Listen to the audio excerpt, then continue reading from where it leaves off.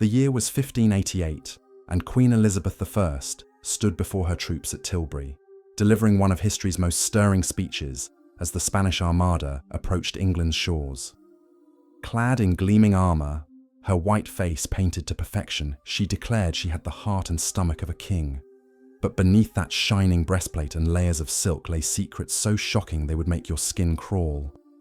What the crowds couldn't see, what the history books rarely mention, is that England's most celebrated monarch harbored hygiene habits so revolting they defy imagination. Today, we're pulling back the velvet curtain on one of history's most carefully constructed illusions. The Virgin Queen, Gloriana herself, whose image has been polished by centuries of admiration, was hiding practices so disgusting that even her own courtiers whispered about them behind closed doors.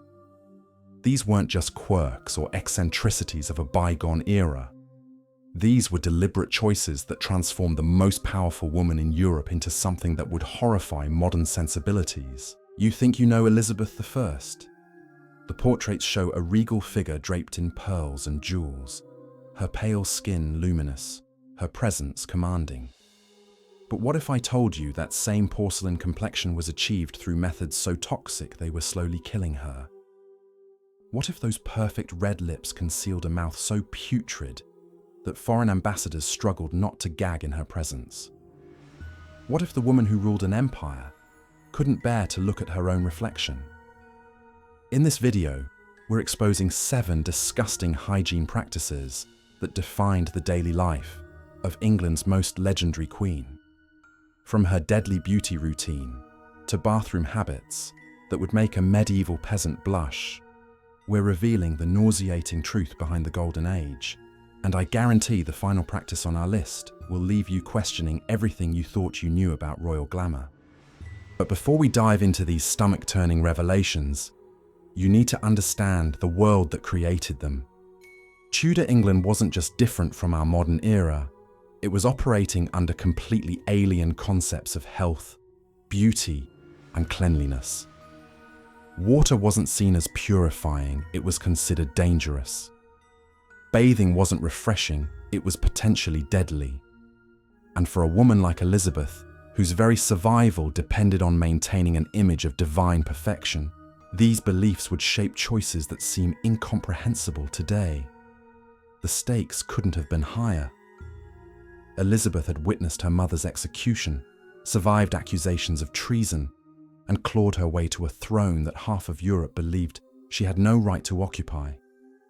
In a world where a single sign of weakness could trigger invasion, rebellion, or assassination, every aspect of her appearance became a weapon in the arsenal of statecraft.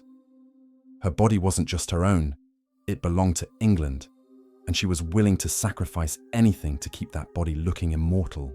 So let's begin this journey into the shadows behind the crown, starting with a habit so vile it literally rotted her from the inside out.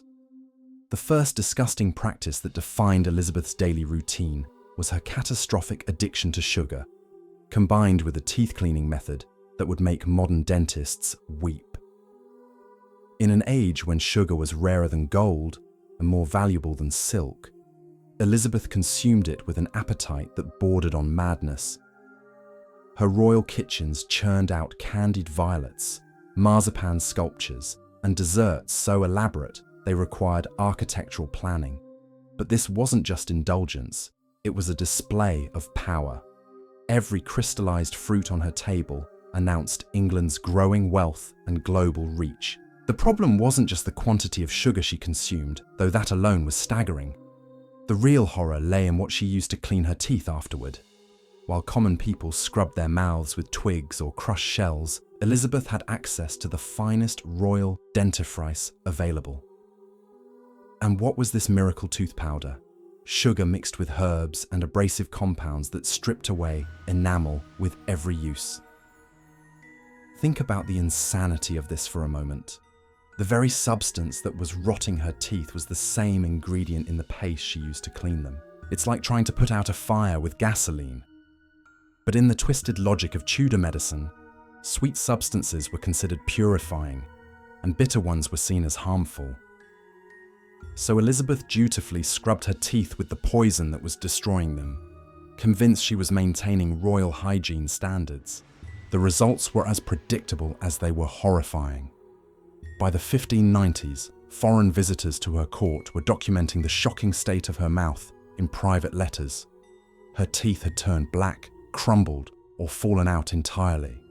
The few that remained were described as stumps of decay that made her speech difficult to understand.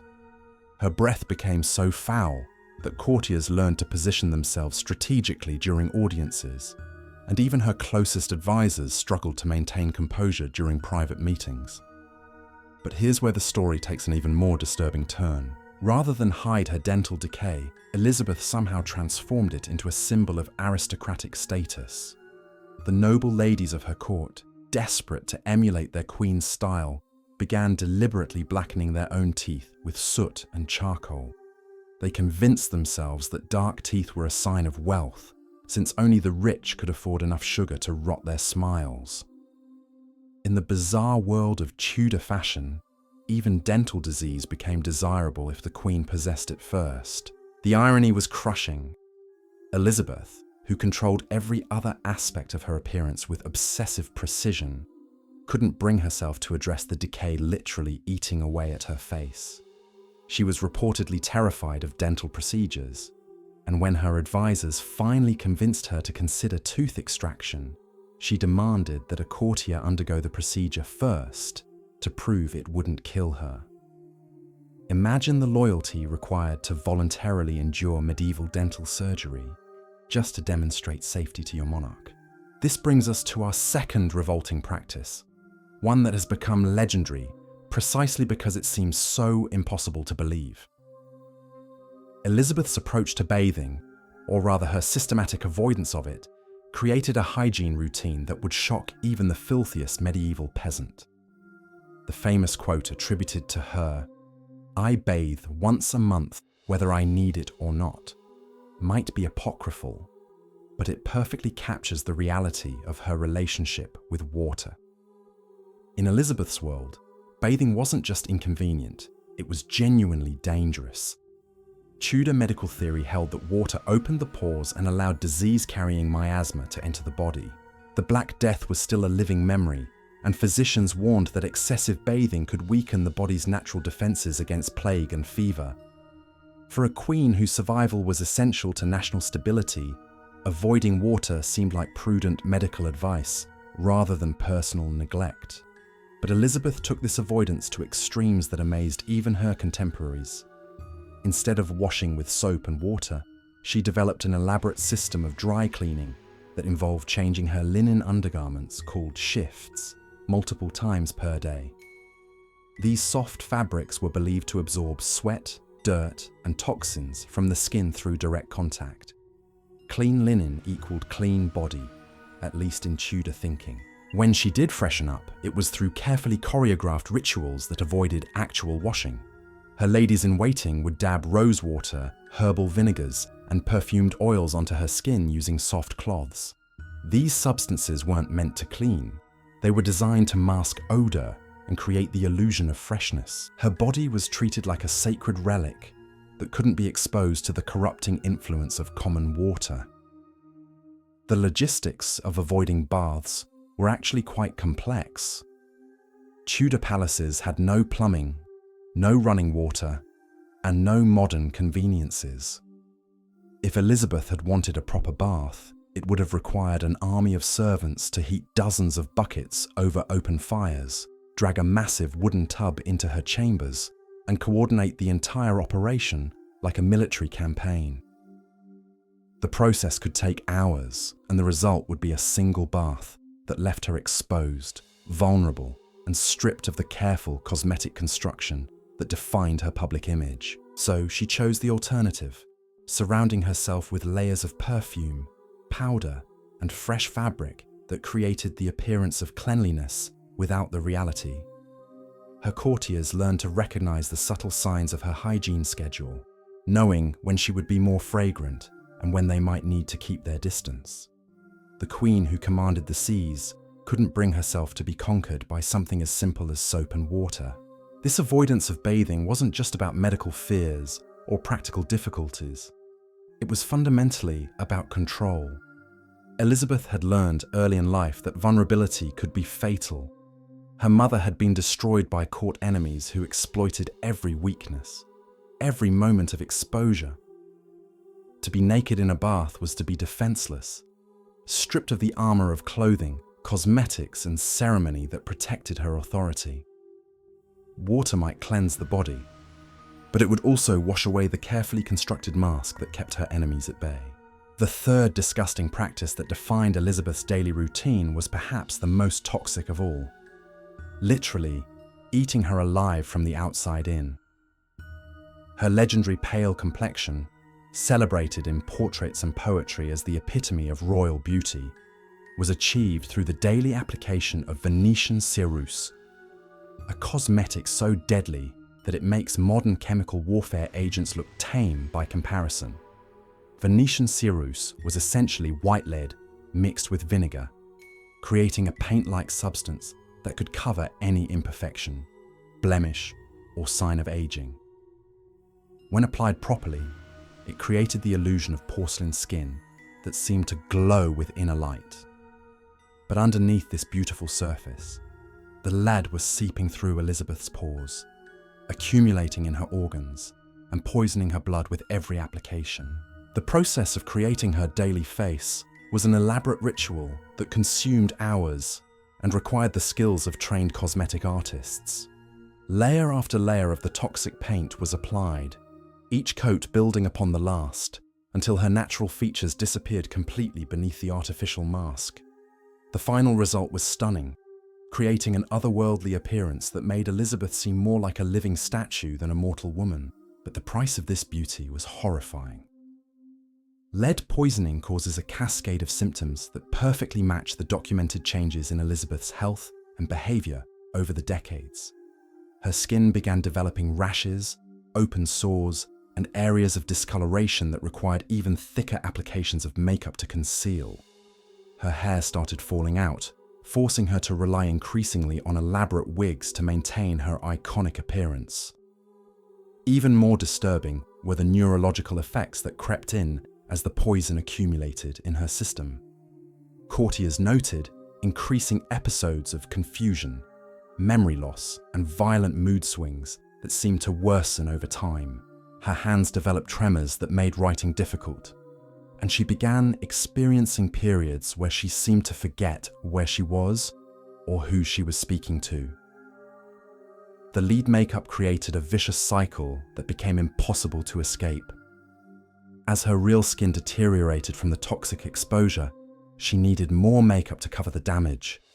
Each application caused more harm, which required more concealment, which caused more harm. By her final years, her face had become so fragile that courtiers whispered it might crack and fall off if touched too roughly. But Elizabeth couldn't stop. Her painted face wasn't just vanity, it was the foundation of her political power.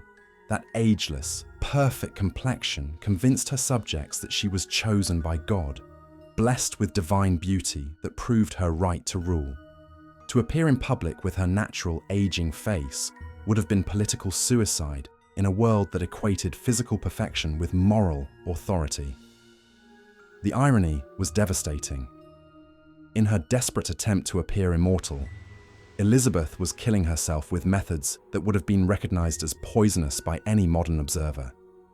She was literally painting herself to death, one layer at a time, creating a masterpiece of illusion while destroying the canvas beneath. The fourth revolting habit that consumed Elizabeth's daily existence was her obsession with artificial scents that masked a reality too horrifying to confront directly.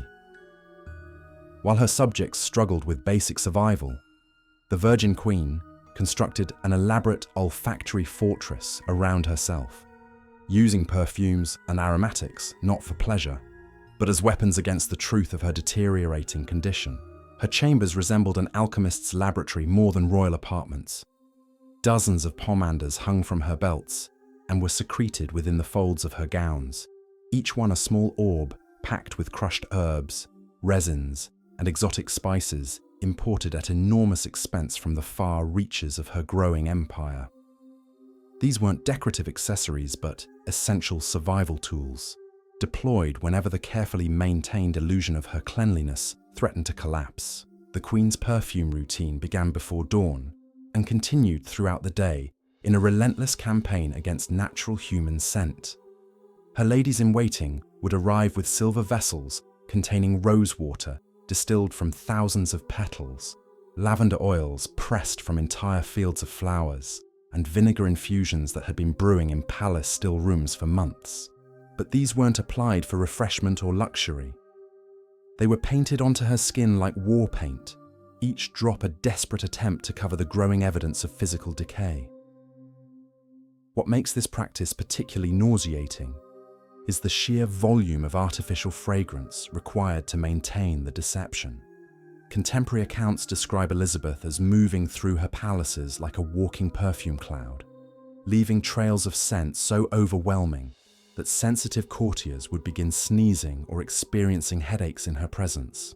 The concentration of oils and aromatics surrounding her was so intense, it created its own microclimate of artificial atmosphere. But the most disturbing aspect of her scent obsession was what it was designed to hide.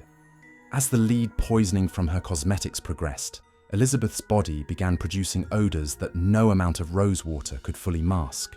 The toxic makeup was causing her skin to break down in patches, creating weeping sores that emitted the sweet, sick smell of rotting flesh. Her breath, already foul from her decayed teeth, took on the metallic tang of mercury poisoning from the red lip paint she applied daily. The perfume became a prison as much as protection. Elizabeth couldn't appear in public without her aromatic armor, and she couldn't be alone without confronting the reality of what lay beneath the fragrant facade. She carried scented walking sticks specifically designed to be raised to her nose when encountering unpleasant smells. But courtiers noticed she used them even in empty rooms, apparently unable to tolerate her own natural scent. Her obsession reached such extremes that she began gifting perfumed gloves to visiting dignitaries, not as tokens of affection, but as desperate attempts to associate her presence with pleasant aromas rather than the increasingly complex cocktail of decay and artificial fragrance that actually surrounded her. These gloves became prized possessions across European courts, not because they were beautiful, but because they carried the mystique of a queen who had somehow transcended normal human limitations. The fifth disgusting practice reveals the horrifying reality of what happened to Elizabeth's hair and scalp beneath the elaborate wigs that became her trademark in later years. What most people don't realize is that those magnificent auburn curls weren't just a fashion choice. They were a desperate necessity born from a scalp condition so revolting it would make modern dermatologists flee in horror. The combination of lead-based makeup, mercury lip paint, and arsenic-laced cosmetics had created a toxic environment that extended beyond Elizabeth's face to every part of her head that came into contact with her beauty routine. Her natural hair began falling out in patches by her 30s, not from natural aging but from chemical poisoning that was literally dissolving the follicles at their roots. But the hair loss was only the beginning of the nightmare. As her scalp became increasingly exposed, the same toxic substances that were destroying her facial skin began attacking the sensitive flesh beneath her thinning hair. Open sores developed across her head, weeping constantly and creating crusts of dried blood and pus that matted whatever hair remained into clumps of rotting organic matter. The smell emanating from beneath her wigs became so overwhelming that her personal servants developed a rotation system to limit their exposure. The women responsible for dressing her hair could only work in short shifts before the stench became unbearable, and they were required to burn herbs constantly during the process to make the air breathable. Elizabeth's solution to this escalating horror was characteristically extreme. Rather than seek medical treatment or reduce her use of toxic cosmetics, she doubled down on the deception by commissioning increasingly elaborate wigs that would completely conceal the devastation beneath.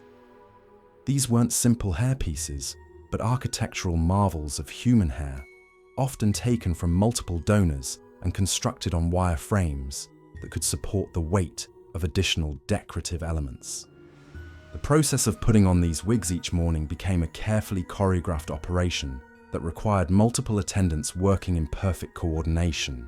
The decaying scalp had to be cleaned of overnight discharge, treated with whatever primitive antiseptics were available, then covered with layers of cloth padding before the wig could be positioned. The entire procedure took place in chambers thick with burning incense, and servants were forbidden from speaking during the process to avoid inhaling too deeply. What makes this practice particularly revolting is that Elizabeth knew exactly what was happening to her scalp, but chose to conceal it rather than address it. Court physicians had warned her about the dangers of her cosmetic routine, but she had dismissed their concerns as threats to her political image. She would rather endure the daily agony of infected sores and the constant stench of decay than appear in public with anything less than perfect hair. The wigs themselves became contaminated within days of use, absorbing the discharge from her wounds and developing their own putrid odors that had to be masked with even more perfumes and powders. Elizabeth owned dozens of these hairpieces, cycling through them as each became too foul to wear, while teams of servants worked constantly to clean and reperfume the ones not currently in use. The sixth nauseating habit that defined Elizabeth's existence was her relationship with food and eating, which had devolved into a grotesque theatre of deception that would horrify anyone who witnessed it. The combination of her rotting teeth, toxic makeup, and deteriorating digestive system had transformed the simple act of nourishment into a daily ordeal that required elaborate staging to maintain the illusion of royal dignity. By her later years, Elizabeth could barely chew solid food without excruciating pain shooting through her diseased mouth. The few teeth that remained were so loose they threatened to fall out with any vigorous motion, and the constant application of mercury-based lip paint had created ulcers throughout her mouth that made even speaking uncomfortable. But she couldn't allow her courtiers to witness this weakness. So she developed an eating routine that was part performance art, part horror show. Her meals were prepared specifically to accommodate her physical limitations while maintaining the appearance of royal appetite. Foods were cut into tiny pieces. Soups were thickened to hide blood that she frequently spat into her bowl, and wines were heavily spiced to mask the metallic taste that had become her constant companion. But even these accommodations weren't enough to hide the reality of her condition. The most disturbing aspect of her eating habits was what happened immediately after meals. The combination of lead poisoning and mercury exposure had severely damaged her digestive system, causing violent episodes of vomiting that could last for hours.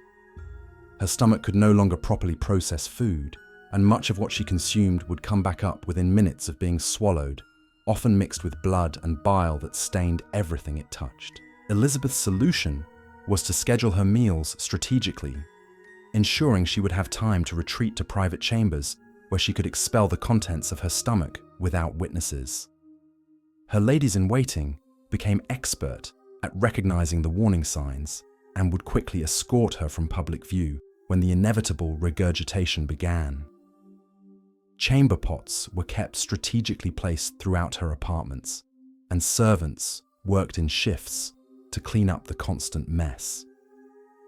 But perhaps the most revolting detail was how she attempted to hide the evidence of these episodes when she had to return to public functions. Her mouth would be rinsed with rose water and wine, her lips repainted with fresh mercury-based cosmetics, and her breath masked with chewed herbs and spices. Within minutes of violent illness, she would reappear before her court as if nothing had happened.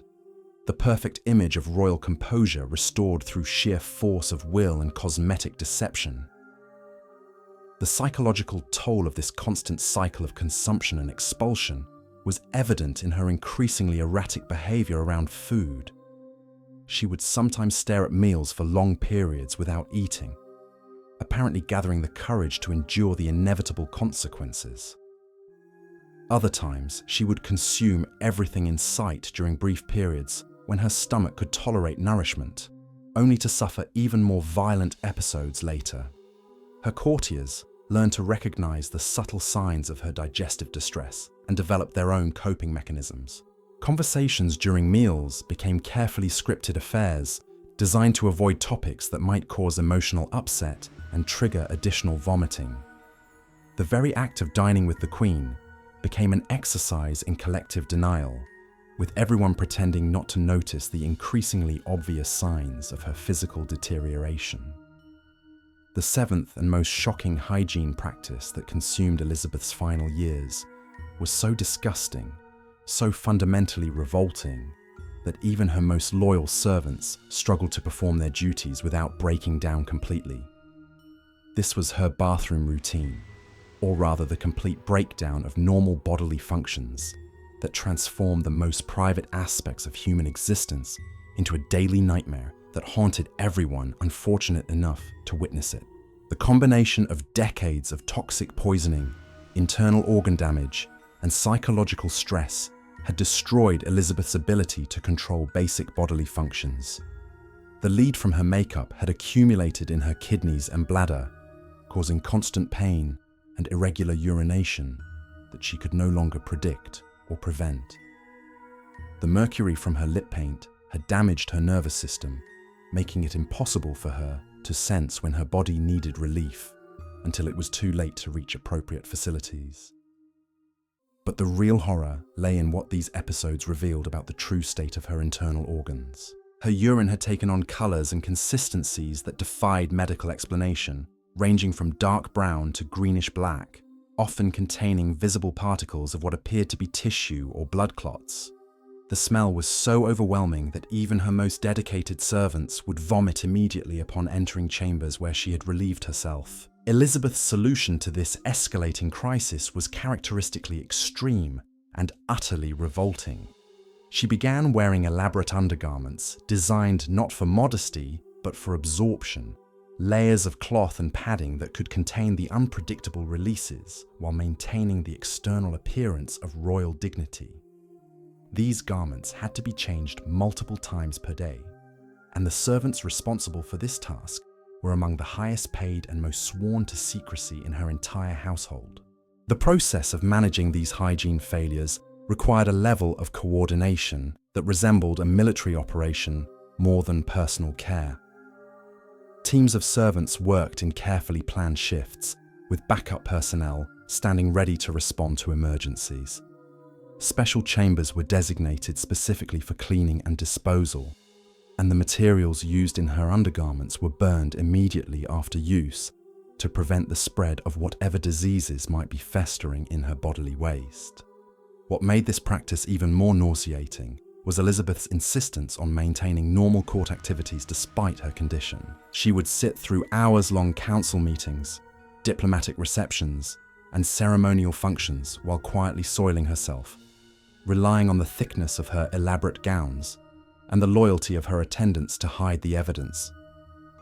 The psychological strain of this constant vigilance, combined with the physical discomfort and humiliation, created a feedback loop that only worsened her condition over time.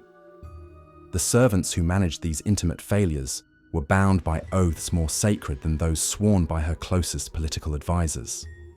They knew secrets that could have destroyed her reign instantly if revealed, and their silence was purchased not just with gold, but with the understanding that exposure would mean immediate execution. These women, for they were all female attendants, chosen specifically for their discretion, carried the burden of Elizabeth's most shameful reality while maintaining the fiction of her divine perfection. As her final years approached, even these extreme measures began to fail, and the Queen, who had once commanded the respect of Europe, found herself trapped in a body that had become her greatest enemy, betraying her at the most crucial moments and forcing her to confront the ultimate futility of her lifelong war against human frailty, ailty. The most disturbing aspect of these bathroom catastrophes wasn't just the physical reality, but how they revealed the complete collapse of the carefully constructed mythology that had sustained her reign. Elizabeth had spent decades convincing herself and her subjects that she was somehow beyond normal human limitations, that her body was a sacred vessel, untouched by the degradations that afflicted ordinary mortals. Now she found herself confronting the brutal truth that no amount of lead paint or mercury could elevate flesh above its fundamental nature.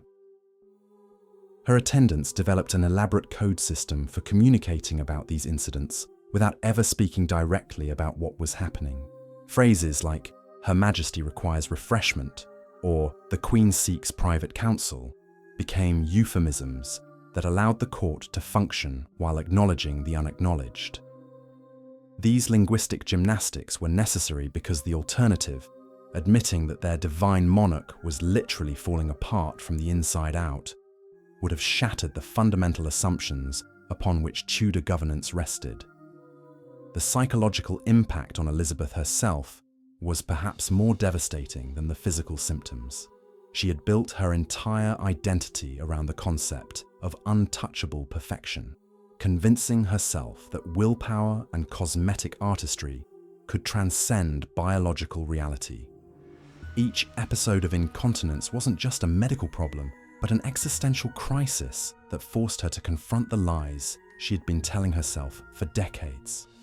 But even as her body betrayed her in the most fundamental ways, Elizabeth's response remained characteristically extreme. Rather than seek medical treatment or acknowledge her condition, she simply added more layers to the deception. Her gowns became even more elaborate, designed not just to impress, but to conceal. Her public appearances were scheduled with military precision to minimize the risk of exposure, and her private chambers were redesigned to facilitate rapid changes of clothing when disasters struck. The servants who witnessed these daily humiliations found themselves in an impossible position. They were privy to information that could destroy kingdoms, yet they were powerless to help their mistress and forbidden from seeking outside assistance. Many developed their own psychological problems from the stress of maintaining such devastating secrets, and the turnover among her most intimate attendants became a carefully hidden crisis within the broader crisis. What makes Elizabeth's final hygiene practice even more horrifying is how it connected to every other aspect of her deteriorating condition.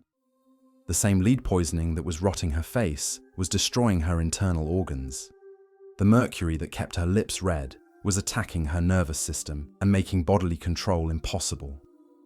The arsenic in her cosmetics was accumulating in tissues throughout her body, creating a cascade of failures that no amount of perfume or powder could mask. As word of her condition began to leak beyond her inner circle, despite all efforts at secrecy, the political implications became terrifying. Foreign ambassadors started reporting strange smells and odd behaviors in their coded dispatches home.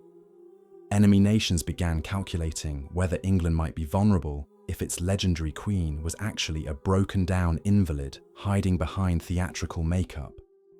The Virgin Queen, who had used her body as a symbol of national strength, now found that same body threatening the stability of her realm. The irony was complete and crushing. Elizabeth had sacrificed her health, her comfort, and ultimately her dignity in service of an image that was supposed to make her appear superhuman. Instead, she had created a monster, a walking advertisement for the dangers of vanity taken to its logical extreme. The woman who had once declared she had the body of a weak and feeble woman, but the heart and stomach of a king, now possessed neither strength nor sovereignty over her own flesh. Yet even in these final degradations, Elizabeth's willpower remained formidable. She continued to appear in public, continued to conduct the business of government, continued to maintain the illusion that had defined her reign. Her courtiers marveled at her determination, even as they recoiled from the reality of her condition.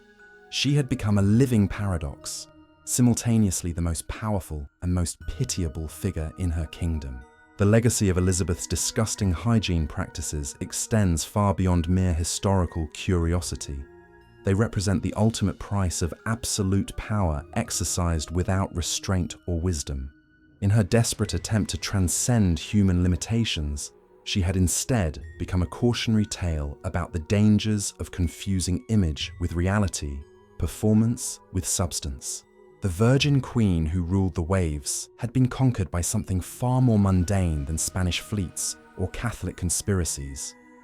She had been defeated by the simple biological truth that no amount of lead paint, mercury lip rouge, or aromatic oils could permanently disguise. Her body, despite decades of toxic abuse and willful neglect, had finally asserted its fundamental humanity in ways that no royal decree could override.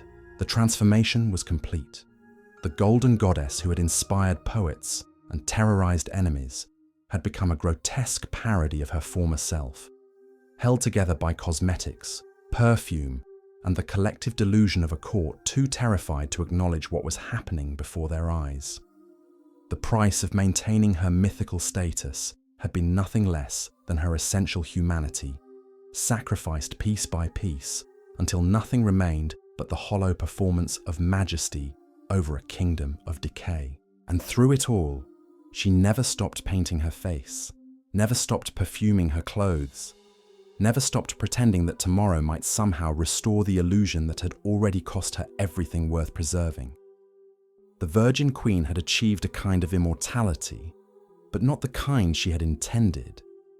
She had become forever frozen in history, not as the perfect goddess she had tried to create, but as a warning about what happens when the pursuit of image becomes more important than the reality beneath.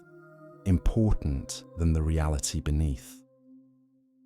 In those final months of 1602, as winter settled over England like a burial shroud, the full horror of Elizabeth's condition reached its inevitable crescendo. The woman who had once danced through the courts of Europe with the grace of a swan now moved through her palaces like a spectre, her body a battlefield where decades of toxic beauty had finally claimed victory over human flesh.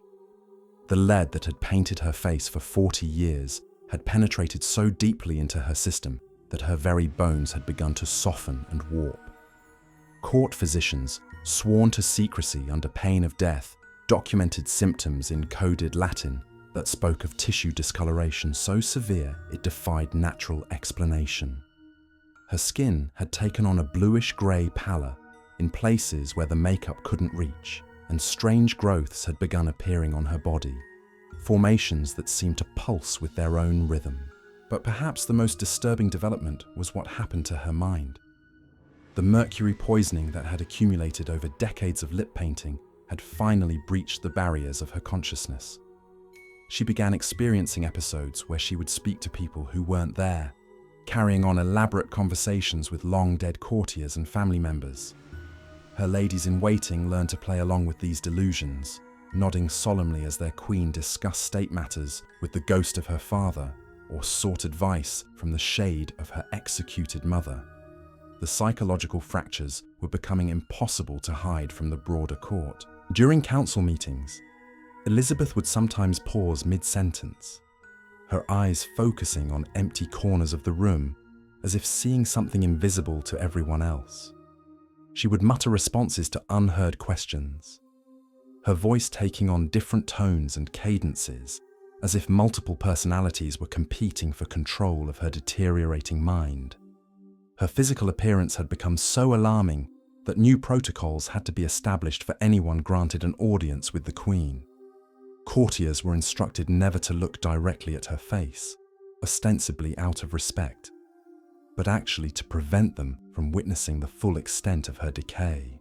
The famous white makeup now required such thick application that it resembled a plaster mask more than cosmetic enhancement, and pieces would occasionally flake off during conversations, floating to the floor like toxic snow.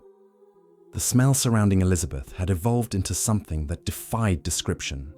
No combination of perfumes, herbs, or burning incense could fully mask the complex bouquet of decay that emanated from her person.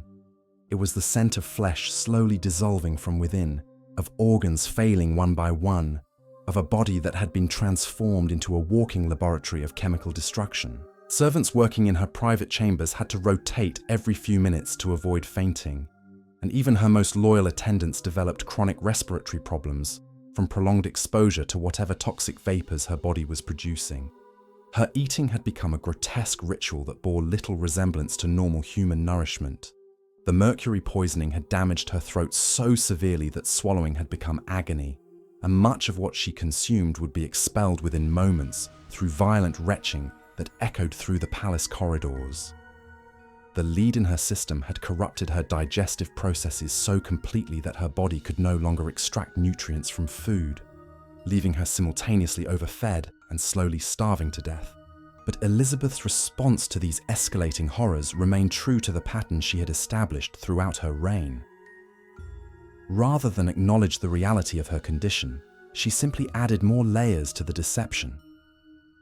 New cosmetic formulations were commissioned, each more toxic than the last, as her artists struggled to find substances powerful enough to cover the advancing decay.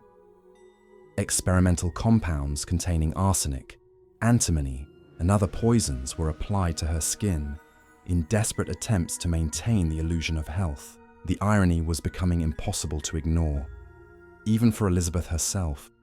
In her lucid moments, she would stare at the portraits lining her chambers, images that showed her as she had appeared decades earlier, young and radiant and genuinely beautiful. The contrast with what she had become was so stark that mirrors had been banned from her presence entirely. The woman who had once commanded artists to capture her perfection now lived in terror of seeing her own reflection. Her hair situation had deteriorated beyond even the elaborate wig systems that had concealed her baldness for years. The toxic substances had eaten through her scalp so thoroughly that the skin itself was breaking down, creating open wounds that wept constantly and attracted insects despite the palace's best efforts at pest control. The wigs themselves had become breeding grounds for various parasites, and the process of putting them on each morning had become a medical procedure requiring protective equipment for the servants involved. These 7 disgusting practices reveal the horrifying price Elizabeth paid for immortality. The Virgin Queen, who defeated the Spanish Armada and built an empire, was ultimately conquered by her own vanity. Her legacy isn't just one of political triumph, but a cautionary tale about the deadly pursuit of perfection. Behind every carefully painted portrait lay a woman slowly poisoning herself for power, proving that even queens cannot escape the consequences of their choices.